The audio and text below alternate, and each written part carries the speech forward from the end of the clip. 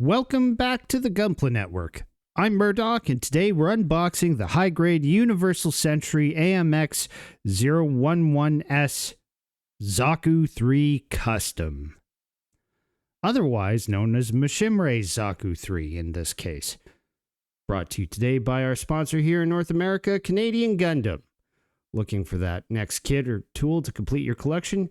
Canadian Gundam's got you covered. With a vast selection of Gunpla, Plamo kits, paints, and tools, you're sure to find what you're looking for. And then you have their flat rate shipping across North America and private warehouse options to work with. But wait, there's more. Take advantage of the discount code Gunpla Network for 10% off your entire order at checkout.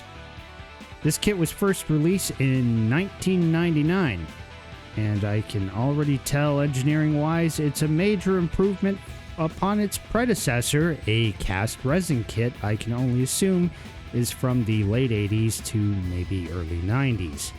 There is only one variation of this particular model kit in the form of the Twilight Axis Zaku III, which is Danton's version from 2017, and it's P-Bandai, and it has a red color scheme similar to a certain Red Comets. They started printing the standard version of the Zaku III in the following year, Y2K. The cube belay here is going to help me with showing off the parts here, so kind of feels fitting since Haman always did like to dangle the proverbial carrot in front of Mashymre as it was. Alright, as I've been talking about that, we've had imagery of the box art and the sides showing posability, and the gimmicks pop up on screen. I got my translator to do some work on these sides.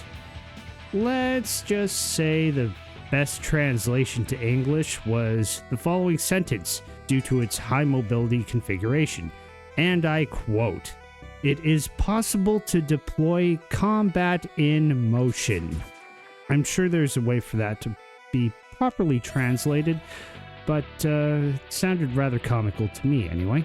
The instructions booklet is pretty concise, and we'll see why in a moment. There are only 7 runners, discounting the polycaps. Too early in Bandai's international foray with the brand for English yet. On to the runners. The A runner is all dark green trimmy parts, and the shoulder shield, the waist, the torso, and the soles of the feet. Note there are also full beam saber parts on this runner. Yep, it's from that era. If you want them to look pretty, you're gonna need paint.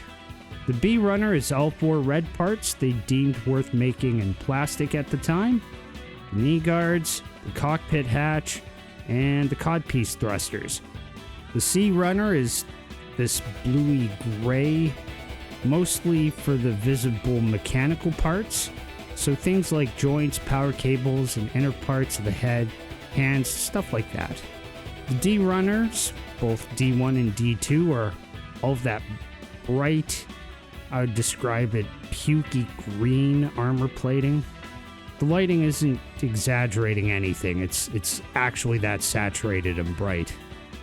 As you might expect, we have lots of plating on the outer parts of both runners, pertaining to just about everything from the arms and legs to the torso and the head. The E runner here is all the singular and somewhat unique dark green parts that couldn't fit onto the A runner, including the left shoulder and that massive back skirt. The F runner is more bluey gray parts, namely rocket nozzles, the beam rifle, and the backpack. Not much else to tell here, really.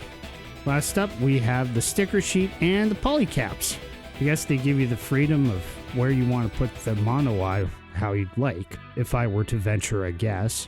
Alrighty, I gotta go and do some production work on this guy, so we have a review video to show coming up soon as well. Until then, I'm Murdoch, thanks for tuning in, and as always, keep building.